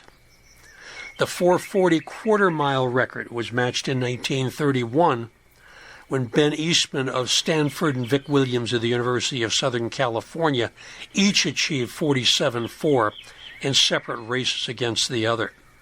Eastman won at the California Intercollegiates. Williams won the IC4A title in Philadelphia. The Stockholm 4x400 record and the mile record set at the Penn Relays in 1915 were not surpassed until 1921. While he was in college, Ted had started to write sports articles, particularly providing analyses and predictions for upcoming track meets in which he would be a participant. His articles, with a byline, appeared regularly in the Philadelphia Bulletin. In August of 1915, Lawson Robbie Robertson, now a Penn assistant coach, took a group of Eastern College champions to the West Coast for the annual AAU meeting. They made many stops along the way, and Meredith wrote that, quote, "I am getting in perfect condition." In the spring of 1918, Ted covered the dual meets and the intercollegiates in Boston. His writing continued for many years after graduation, included a book that he wrote for Spalding on middle distance and relay running. During the summer after graduation, Ted and his fraternity brother, Warren Wells, began an import-export business involving dyestuffs and chemicals. He traveled to Europe to promote the fledgling company, and while he was in Sweden, he won a 400-meter race and a sterling silver humidor at a meet in Stockholm. Meanwhile, he helped establish his brother George, a runner of some promise, at Mercersburg. George Meredith, developed under Curran's coaching, went to Penn, was a member of the Penn 2-mile relay team that set a world record of 7:49.4 at the Penn Relays in 1923. On 6 April 1917, the United States entered the war on the side of the Allies. That spring, Ted, running for Wanamaker's Meadowbrook Club, won trophies for the 600 and the Intercity Club Mile Relay. Then on 1 June 1917, Ted Meredith enlisted in the U.S. Army, and he served 21 months, including 13 months from December of 1917 to January of 1919 as an aviator in France. After he trained as a pilot at Cornell University and in Michigan, Meredith left for France in November. After some further instruction, he became part of the 99th Aero Squadron. The group of early military flyers worked closely as aerial observers with U.S. artillery and other ground components of U.S. forces in France. On 6 August 1918, Meredith became commander of the 99th Aero Squadron. He had been promoted from lieutenant to captain. German aircraft were met in combat in the later stages of the war. Shortly after the November 11th armistice, Ted was relieved of his command and given orders to return to New York. And in March 1919, he was honorably discharged at Garden City, Long Island, New York. On 5 April 1919, Ted and Tilly Bassett became engaged. They were married in June, and they moved to an apartment on West 181st Street in New York City. Ted entered the investment business in April 1920, and after a brief stay at one company, he moved to Payne Weber and stayed with that firm while returning to Philadelphia in 1921. The 1920 Olympic Games were to be in Antwerp, Belgium, in recognition of the small country's extreme suffering in the war. Meredith was asked to cover the games by one of the New York newspapers.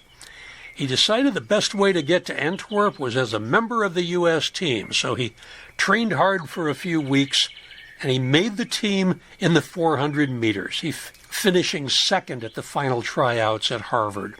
He was still less than 30 years old.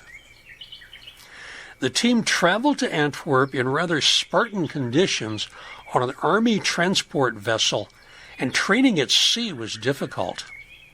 At the Games, Ted did advance through 2 rounds to the 400-meter semifinals, but then he was eliminated. He ran the opening leg in the USA's 4x400 relay team, which finished fourth, just missing the bronze medal. The Antwerp Games marked the end of Ted Meredith's running career. He returned to New York in time for the birth of his first son, James Edwin Meredith, Jr., on 20 September 1920. He and Tilly took an apartment in West Philadelphia, while Ted continued to sell stocks and bonds for Payne Weber. He went to Paris for the 1924 Olympic Games, working as a journalist for the Christie Walsh Syndicate. There was a real estate venture in Florida that followed. On 24 November 1926, Ted and Tilly's second son, John Rodney Meredith, was born. The Merediths now lived in Narberth, a compact suburban town surrounded by Laura Marion Township on Philadelphia's main line. 1928, Ted Meredith was appointed assistant track coach at Penn under head coach Lawson Robbie Robertson. Among the people he worked with directly was Bill Carr, who smashed the 400-meter record at the 1932 Olympic trials and Los Angeles Games. Ted was well-liked and successful as a coach. He also continued writing work for the Philadelphia newspapers, and he served as an official at track meets for many years. The Great World Depression that began in late 1929 hit the Merediths hard, as it did many millions of others in the United States and around the world. Through his old friend Dan Ferris, secretary of the AAU, Ted got an offer to coach the national team for Czechoslovakia for the 1936 Berlin Games. Meredith accepted, and in the summer of 1935, the Merediths sailed for Europe.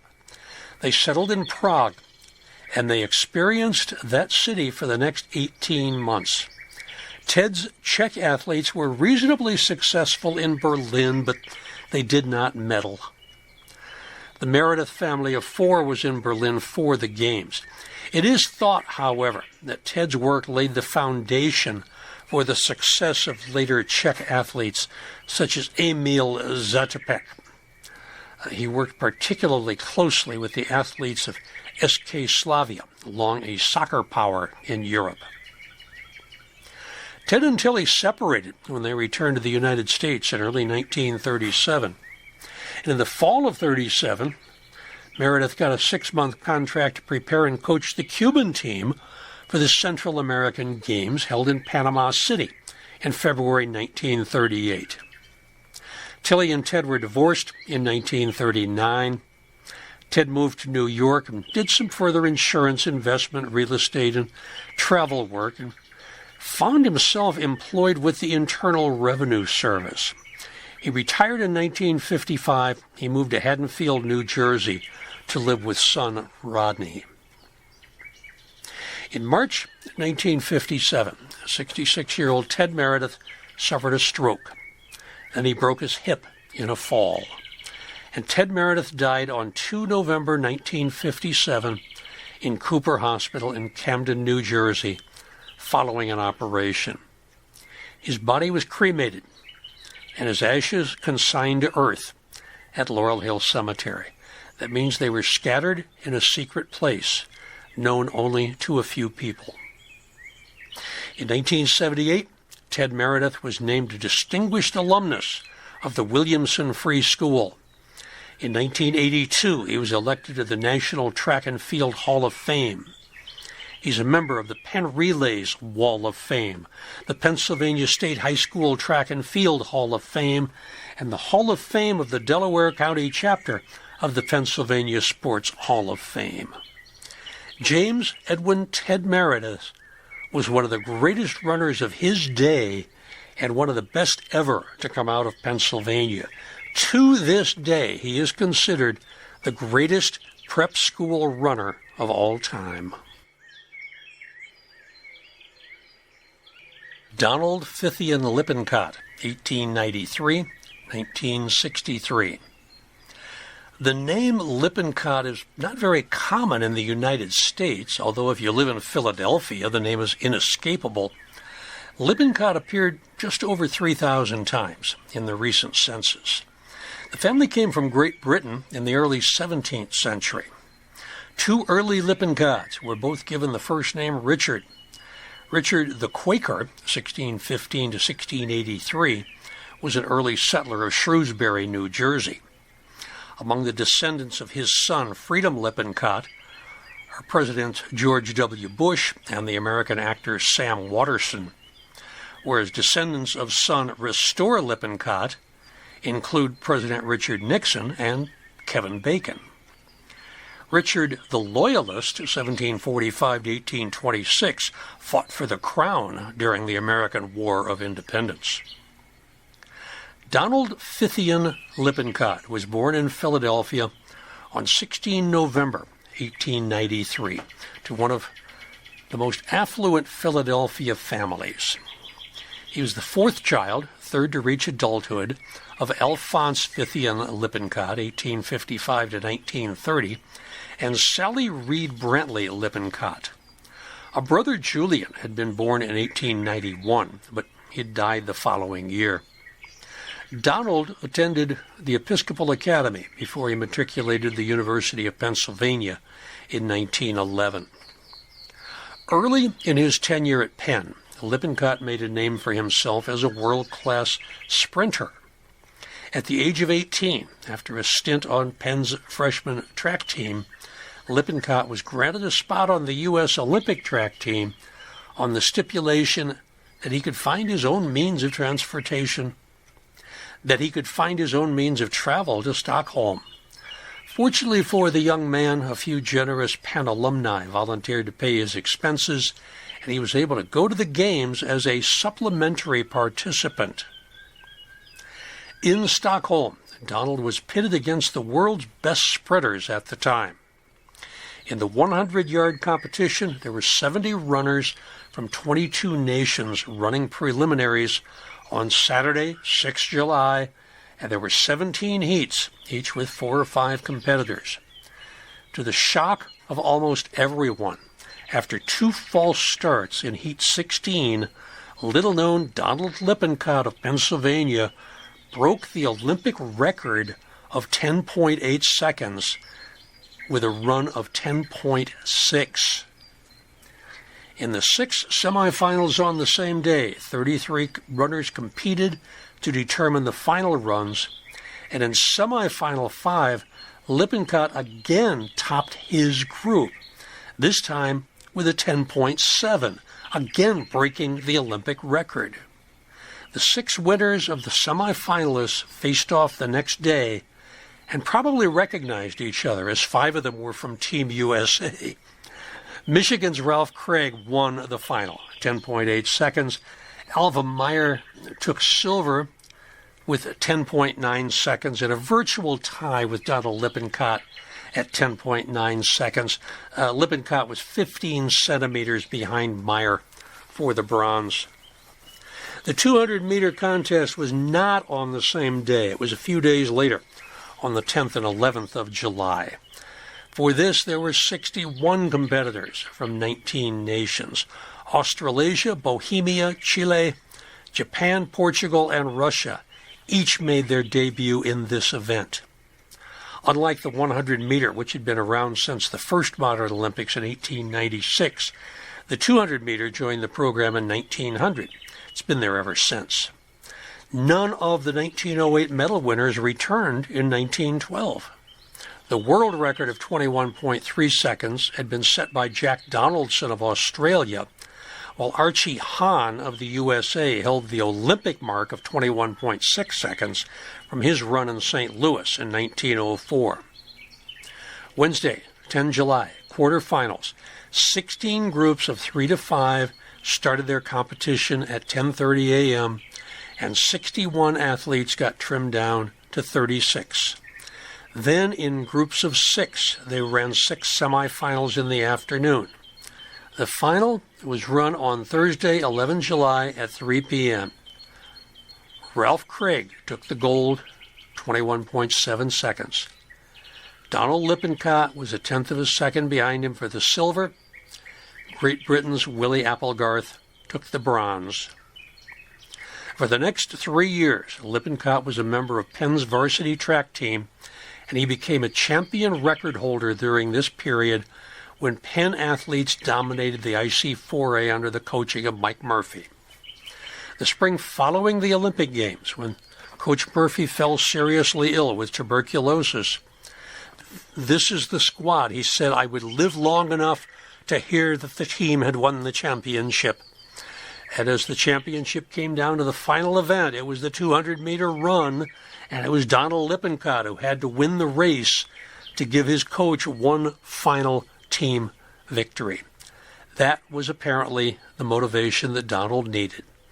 He won the final race of the day, world record time, 21.2 seconds, clinched Penn's third IC4A championship in 4 years, and Mike Murphy died a few days later.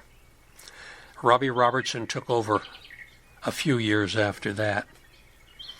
In his last years at Penn, Lippincott became a member of the 1,600-meter relay team, and they gave another world record performance in 1915. He was also named captain of the track team in 1915. His sports activities also included service as head cheerleader and as a member of the board of directors of the Athletic Association.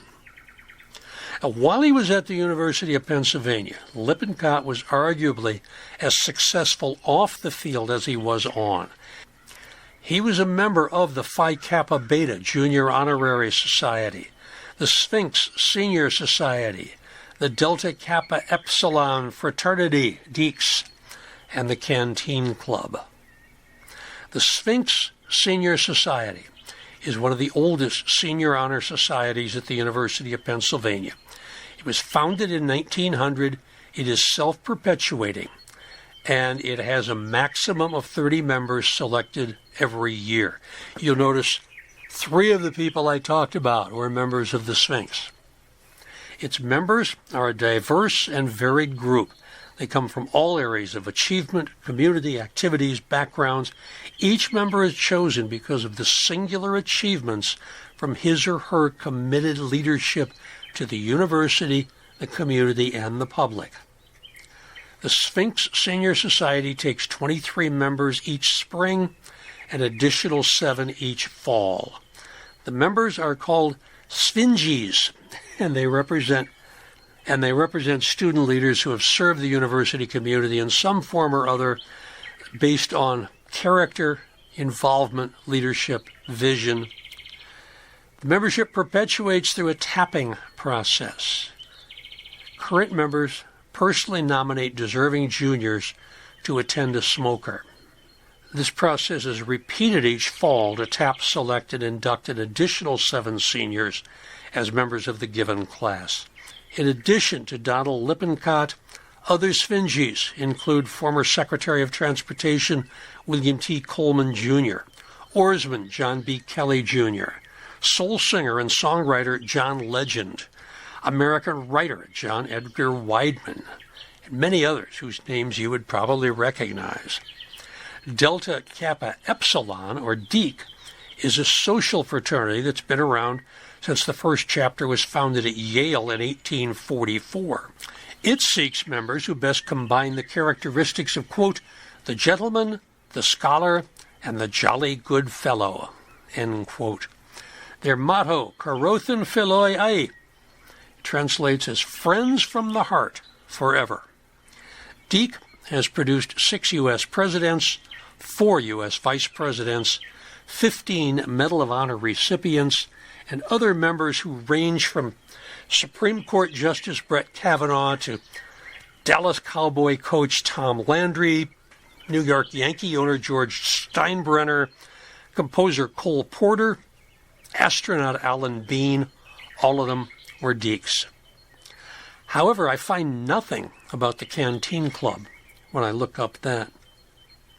Donald Lippincott also served on committees for various dances and class banquets and is the bowl man for the freshman-sophomore bowl fight. I am not a Penn. That's bowl, not bowl. Bowl, B-O-W-L. I'm not a Penn person. This tradition was totally new for me.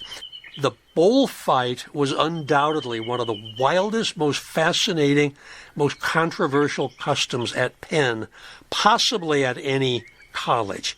It was never a dignified pursuit. It was never useful for anything, but it held the fascination of Penn students for half a century, from the Civil War to the Great War. Students were even inspired to celebrate the event in poetry. Essentially, the bull fight was one of many physical tussles between the freshmen and the sophomores, in which each class struggled to take the better of the other in a show of force. The basics of the bull fight were simple. The freshmen provided a bowl man, and the sophomores provided a bowl, often inscribed with their graduation year. The fight was determined in favor of the freshmen if they were able to break the bowl before the sophomores were able to place the bowl man into the bowl. However, if the sophomores were able to place the bowl man into the bowl, the sophomores won. The rules, the venue, and the bowl saw a lot of changes in its 50 years history.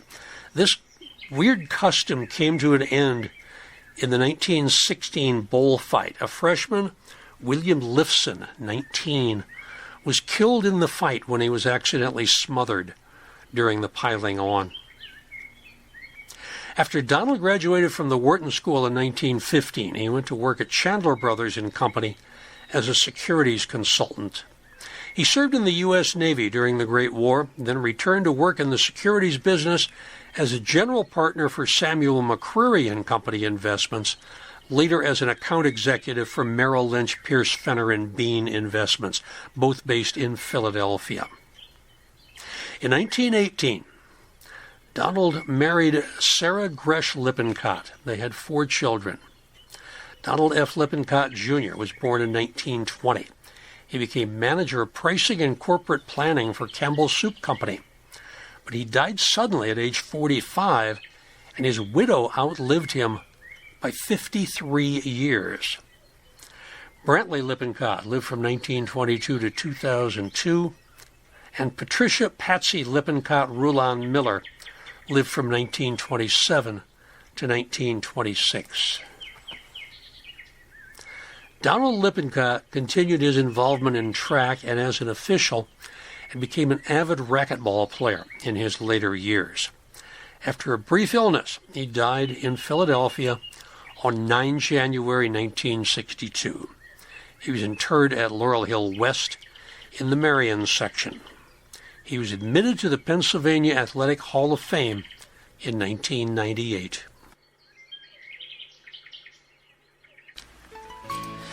In the mid-June edition of Biographical Bites from Bala, Laurel Hill West Stories, I will get to the sweet tooth. Chocolatier Wilbur, coconut impresario baker, bubblicious gum manufacturer Fleer. Maybe we'll wander down to the cough drop maker Ludens also. And it's going to be a big episode. You can see why I put it off. The August 2024 episode of All Bones Considered Laurel Hill Stories, it's going to be part 4 of Fathers of American Medicine. I've still got plenty of important people to talk about. I'm going to talk about John Barton, who was really the father of surgery at Jefferson. The Barton's fracture is named for him. Elwood Kirby, who was the anesthesiologist in the Eakins painting, The Agnew Clinic, who later was the victim of a grave robber. We'll talk about T.S. Kirkbride, the man who totally changed the way that people with psychiatric illness are treated and helped set up Friends Hospital. And we'll even toss in Richard Burr. Richard Burr was a bit of a grave robber who would find bodies during the Civil War, and if they were an officer, he would embalm them, and then he would ransom the body back to the family. Not a very nice guy. Laurel Hill East is located at 3822 Ridge Avenue in the East Falls section of Philadelphia. It's an easy walk from the bus stop at Ridge and Allegheny for SEPTA buses R1 and 61. Admission is free, parking is scarce. There are a few spots across the street. But now that there is construction going on, we have lost the big parking spaces on the grounds. There's an app you can download for self-guided tours also at Laurel Hill East. Find your own way through its 78 acres. Laurel Hill West is at 225 Belmont Avenue in Ballackinwood. There's parking at the main entrance and at the bell tower. Public transportation's not that good. SEPTA Regional Rail to Manayunk or one of the buses to the Wissahickon Transfer Center on Ridge Avenue. You can cross the Schuylkill River on the Pencoid Pedestrian Bridge and then come up Writers Ferry Road to the entrance near the Pet Cemetery. It's probably about a half a mile walk, if not a little more. On the other hand, when you're walking back, there's a really nice restaurant down there at the bottom of the hill before you cross the river. If you download the audios I've done for self-guided tours of Laurel Hill West, they will lead you to 40 to 45-minute audio tour that talks about people who were interred along the route through the cemetery, the bicycle route that comes in at the Barmouth entrance and leaves down at the Pencoid entrance. Both Laurel Hill East and Laurel Hill West are currently open from 7 a.m. to 7 p.m. We welcome dog walkers, bike riders, photographers, painters, bird watchers, nature buffs, tree and plant lovers, skateboarders, strollers, both the two-footed and four-wheeled variety. You can follow All Bones Considered on Instagram and Facebook, and I do invite you to become a friend of Laurel Hill. Members-only special tours. There's one coming up in August. I haven't told you about it yet. It's probably going to be inside the mausoleum, so if you want to get on these tours, you got to be a friend. Join the membership. They may be cemeteries, but they are a couple of the liveliest spots in town. Oh, and we have a gift shop. If you go to laurelhillphl.com, find the support button, and then you will find the gift shop in the left-hand column. Our theme song, Names at Peace, was written and performed by local artist James Harrow. All Bones Considered, Laurel Hill Stories, and biographical bites from Bala, Laurel Hill West Stories are researched, written, narrated, and produced by me, Joe Lex, retired professor of emergency medicine at Temple University. Reach me through my email, jrlexjr1947@gmail.com. Remember to keep body and soul together until next time on All Bones Considered, Laurel Hill Stories, where the plot always thickens. Stick around to hear the references that I used, and until the next time we meet, stay safe, stay well, stay above ground. As far as references, I've got to admit that the articles from Wikipedia are pretty good. 1904 Summer Olympics, 1906 Intercalated Games, 1908 Olympics London, 1912 Summer Olympics. All of them are actually decent and led me off to the pages for the individual events where I could get more details about timing and things like that. There's also an article, where is it? I put it in Lawson's folder. There it is. It's called The Second International Olympic Games in Athens, 1906. It's by Karl Lenartz. It is from the Journal of Olympic History, Volume 10, December 2001, January 2002. Also, lots of newspaper articles for Lawson, Robertson. And that Liberty Magazine article, I forgot about that. July 23rd, 1938, Liberty Magazine, with the big, above-the-fold title, How Reliable is the Wasserman Test? But buried way in the back is the article by Robbie Robertson. Jervis Burdick, I got very little information. I got a little bit from a publication called A History of Athletics at Pennsylvania, 1873-1896, giving every contest with Harvard, Yale, Cornell, Princeton, Columbia, and others in rowing, football, baseball, track, athletics, cricket, and tennis. It was edited and compiled by George W. Orton, Ph.D., 96 Penna. In other words, he's an alumnus. It's published and copyrighted by the Athletic Association of the University of Pennsylvania. Lots of really good information in that. I think I got that from archive.com. The original copy was actually from the library of the University of Pennsylvania. I'm not sure why they let that one go. As far as Ted Meredith, I got all that I needed from Schoolboy Ted Meredith's Amazing Stockholm Games. It's by Harold Wilson, Jr., again, the International Society of Olympic Historians. This is from the Journal of Olympic History, number 16, number 2, July 2008, pages 14 through 21. It's a terrific article that gives the history of the amazing Ted Meredith.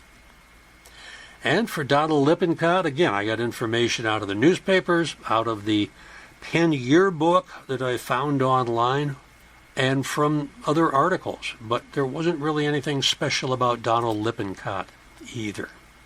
I hope you enjoyed this. Again, my email, jrlexjr1947@gmail.com.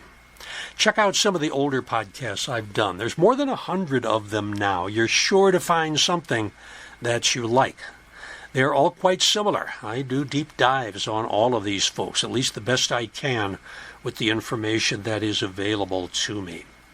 So check out the old podcasts and be prepared when the new podcasts come out, usually on the 1st and the 15th of the month. Until the next time we meet, stay safe, stay well, stay above ground.